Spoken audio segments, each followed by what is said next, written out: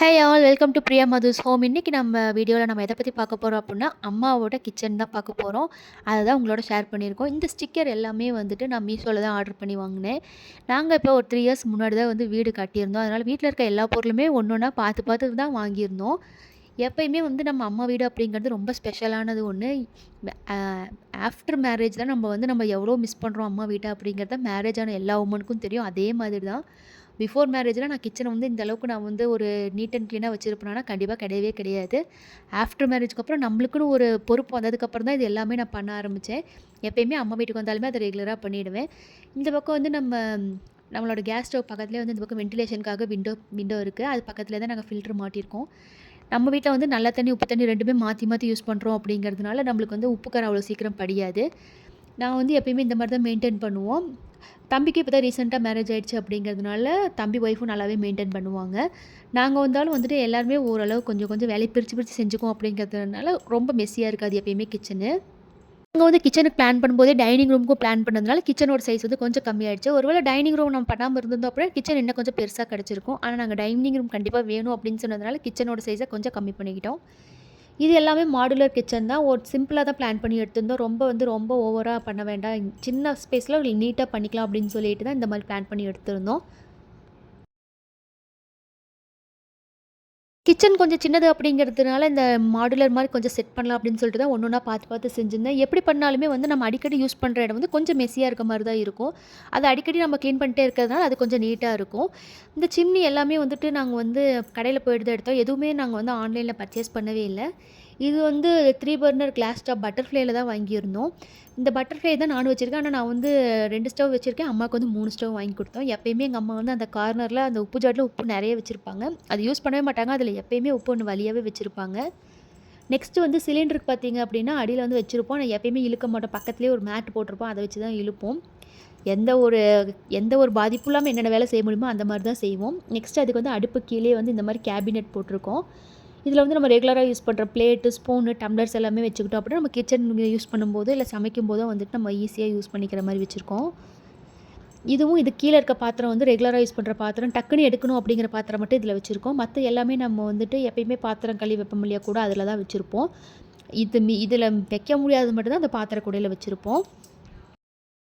கேபினெட்டில் வைக்கிறது என்ன ஒரே ஒரு ட்ராபேக் அப்படின்னு பார்த்தீங்கன்னா, தண்ணியெல்லாம் வடிஞ்சதுக்கப்புறம் நல்லா காஞ்ச பாத்திரங்கள் தான் இதில் வைக்கணும். ஏன்னா இதில் வந்து தண்ணி வந்து ஸ்டோர் ஆகக்கூடாது. ஸ்டோர் ஆச்சு அப்படின்னா அந்த ஸ்டீல் கம்பி எல்லாமே கொஞ்சம் ரஸ்ட்டு ஃபார்ம் ஆன மாதிரி ஆகிடும். அதனால் இதெல்லாம் கொஞ்சம் மெயின்டெனன்ஸ் பண்ணி தான் வைக்கணும். அடியில் வந்து நாங்கள் வந்து க்ளீன் பண்ணும்போது எப்போ சிலிண்டர் வைக்கிற மாதிரி இருந்தாலும் அந்த பிளேஸை நல்லா க்ளீன் பண்ணிவிட்டு ட்ரை பண்ணிட்டு தான் நாங்கள் வைப்போம். அப்படி ட்ரை பண்ணாமல் வச்சோம் அப்படின்னா அந்த இடத்துலையுமே ரஸ்ட்டு ஃபார்ம் ஆகும். அந்த ரஸ்ட்டை நாங்கள் அவாய்ட் பண்ணோம் அப்படிங்கிறதுக்காக இந்த மாதிரி ஒரு சில வேலைகள் செஞ்சுக்கிறது. அம்மா வீட்டில் வந்து ப்ரீத்தியோட ஸ்டீல் மிக்ஸி ஜார் தான் வச்சுருக்கோம். ஆனால் எங்கள் வீட்டில் வந்து பட்டர்ஃப்ளை வச்சுருக்கேன். அம்மா வீட்டில் ஸ்டீல். இது வந்து செம சூப்பராக ஒர்க் ஆகும்.